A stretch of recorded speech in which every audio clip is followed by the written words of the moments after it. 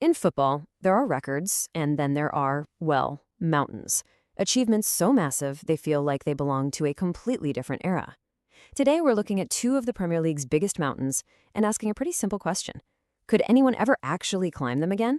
Let's get into it.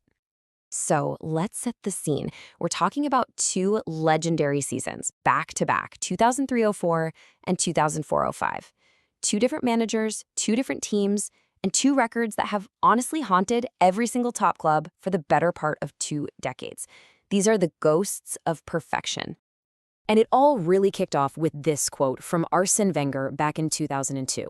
You have to understand, when he said this, people laughed at him. The press thought he was arrogant, maybe a little crazy, and when his team lost 6 games that season, it looked like they were right. But as it turned out, Wenger wasn't wrong, he was just a year early. And here they are, the two records we're dissecting. On one side, you've got Arsenal's Invincibles, who went an entire 38-game season with a big fat 0 in the loss column. And on the other, Jose Mourinho's first Chelsea team, a defensive fortress that only let in 15 goals all year. That's less than a half a goal a game. I mean, that's just staggering. So the big question is, could either of these happen again, or are they just relics of a different time? All right, let's start with the yes argument, the optimistic view. The idea here is that, yeah, the game has changed, but the potential for one team to be just completely, utterly dominant, that never really goes away. It just looks a little different now. So the modern case for perfection really comes down to 4 things. First, today's superclubs have benches that are just stacked with talent. Second, sports science has turned players into absolute machines. Third, defending isn't just about grit anymore. It's about data and systems.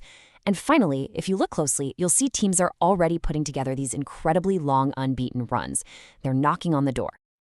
And this right here is a huge reason why.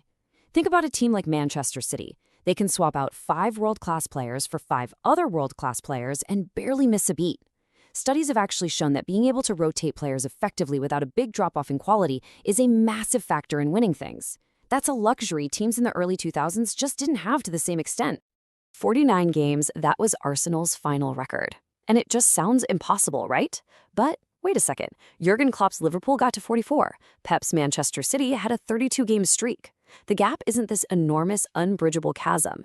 It suggests that with the right team, and let's be honest, a bit of luck, getting through 38 games in a single season isn't totally out of the question. And hey, if you need stone-cold proof that invincibility isn't just some historical fantasy, just look at what Xabi Alonso's Bayer Leverkusen did. In 2024, they did something even the Invincibles couldn't.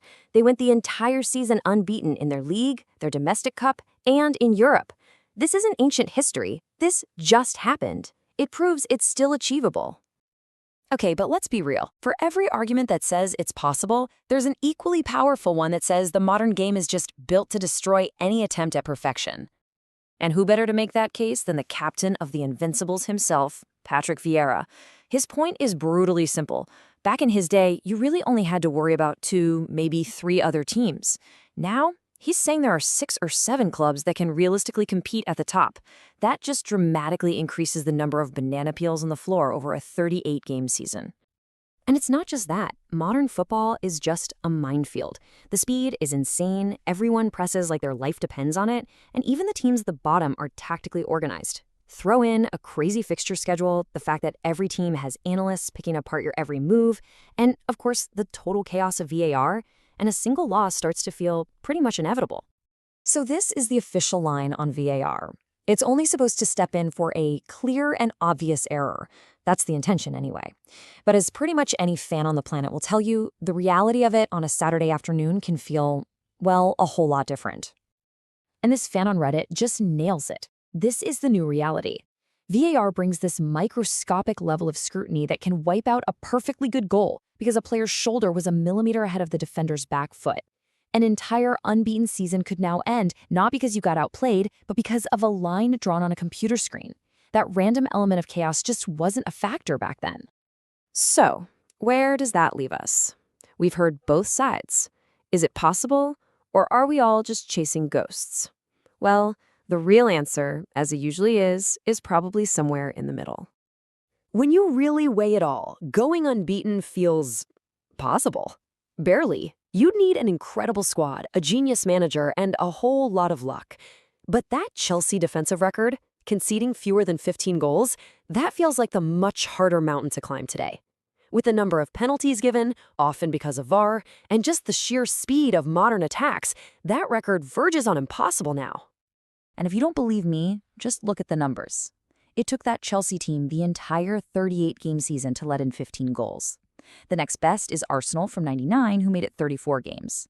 But then look at the modern powerhouses. City and Liverpool in recent years barely made it past the 25-game mark.